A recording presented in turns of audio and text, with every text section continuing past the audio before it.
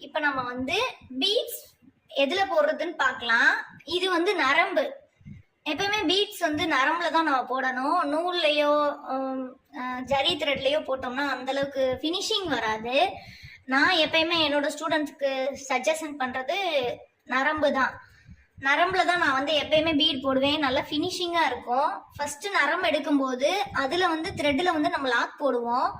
நரம்புல வந்து நம்ம எப்படி இது பண்ணணும்னா, இந்த ஒரு ஒரு சின்ன பீட் எடுத்து நம்ம இப்படி நல்லா நாட் போட்டு வச்சுக்கணும். இதுல இருந்து தான் ஸ்டார்ட் பண்ணணும். ஏன்னா நரம்புன்றனால நம்ம நல்லா நிறைய லாக் போட்டாலுமே வெளியே வந்துடும் இப்படி எடுக்கும்போது. இதுதான் வந்து நீடில். இந்த நீடில் தான் நம்ம இப்போ வந்து பீட்ஸ்லாம் போட போகிறோம். இது நல்லா இந்த இடத்துல வந்து நல்லா பெருசாக இருக்கும். இந்த நீடில் யூஸ் பண்ணி பீடு யூஸ் பண்ணும்போது நல்லா நம்ம சீக்கிரமாகவும் போட முடியும். நிறையா பீட்ஸும் வந்து இதில் ஏற்ற முடியும்.